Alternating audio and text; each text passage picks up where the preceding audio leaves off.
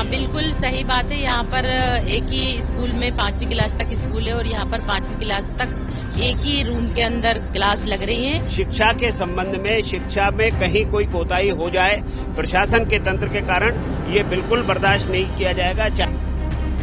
राजधानी भोपाल की शासकीय नवीन प्राथमिक शाला रोशनपुरा में आज क्षेत्रीय विधायक में स्कूल का निरीक्षण किया। पहली से 5वीं तक के बच्चे एक ही क्लास में पढ़ रहे हैं। खास बात यह है कि एक ही कमरे की इस क्लास में 76 बच्चे पढ़ते हैं और पहले से 5वीं तक की क्लास जो है एक ही कमरे में लगती है।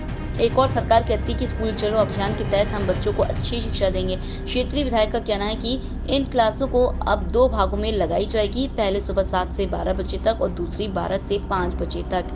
आप बता सकते हैं कि एक ही क्लास में जब क्षेत्र बच्चे बैठकर पढ़ेंगे तो उनकी क्या कुछ पढ़ाई हो रही होगी। तो वहीं दूसरी ओर पार्षद का आरोप है कि स्कूल बच्चों की शिक्षा के लिए आने वाला फंड कहीं और लगा दिया गया है। इस विषय में समाचार पत्रों में भी जानकारी छपी है। माननीय मानव अधिकार आयोग जी ने भी कहा है कि इस स्थान को स्कूल की शिक्षा के योग्य बनाया जाए। यहाँ अभी शिक्षा विभाग के अधिकारी भी हैं, नगर निगम के अधिकारी भी यहाँ हैं। कुछ चीजें ऐसा सबके राय से बनी है कि हम इस स्कूल पे एक तो पार्टीशन करा दें, क्योंकि पहली से लेकर 5वीं तक के इस स्कूल में कुल 70 बच्चे हैं और 7 टीचिंग स्टाफ है। तो उसको 2 और 3 सवेरे 7:30 से 11:30 और 12 से 5 ऐसा करके 2 किश्तों में 2 क्लासेस सवेरे और 3 क्लासेस दोपहर में, या 3 क्लासेस सवेरे और 2 क्लास दोपहर में, ऐसा करके हम इसका निराकरण तत्काल लागू करेंगे।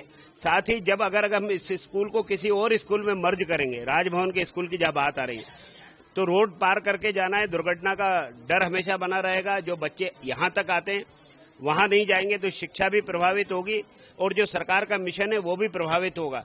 इसलिए तत्काल प्रभाव से नगर निगम के आयुक्त को बात करके ऊपर जो जहां से पानी गिरता है उस शीट को बदलवा करके तत्काल अभी की क्लासेस प्रभावित नहीं हो, और जब अनुकूलता होगी छुट्टियों के समय में फिर इस स्कूल के जीर्णोद्धार की अर्थात नए भवन के बनाने की बात भी नगर निगम प्रशासन से बात करके और शिक्षा विभाग से बात करके इसका एक सॉल्यूशन, मजबूत सॉल्यूशन निकाल देंगे। मुझे लगता है ये शिक्षा विभाग लगातार अपडेट करता होगा अपने अधिकारियों को, क्योंकि सीधा ऐसा संबंध नहीं आता है। जैसे ही मुझे जानकारी मिली, मैं कल झाबुआ में था, आज सुबह ही मैंने अधिकारियों से कल रात को ही बात करके आज का तय कर लिया।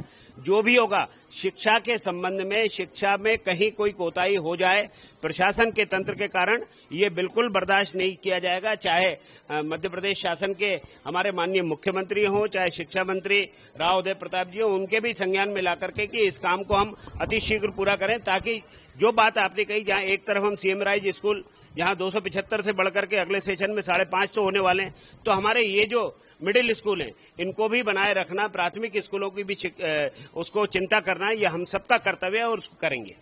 हाँ, बिल्कुल सही बात है। यहाँ पर एक ही स्कूल में 5वीं क्लास तक स्कूल है और यहाँ पर 5वीं क्लास तक एक ही रूम के अंदर क्लास लग रही है और ये नगर निगम की बड़ी नाकामयाबी है।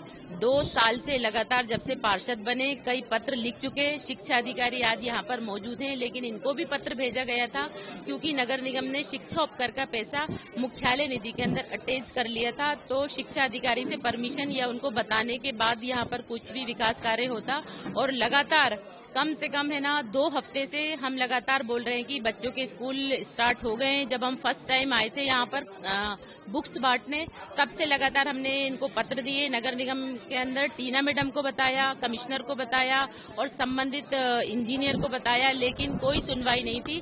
फिर कल हमारी जोन समिति की मीटिंग थी और हमारे जोन अध्यक्ष को हमने बताया और विधायक, क्षेत्रीय विधायक हैं हमारे समनानी जी, उनको ये बात पहुंचाई। तो आज वो यहाँ पर आए और हम लोग सब यहाँ पर आए हैं कि बच्चों का शिक्षा के, और जो हमारे बच्चे शिक्षा ग्रहण कर सकते हैं वो अच्छे से अच्छा शिक्षा ग्रहण करें, और टेम्परेरी व्यवस्था की यहाँ पर बात कही है। और ये भी चाहते हैं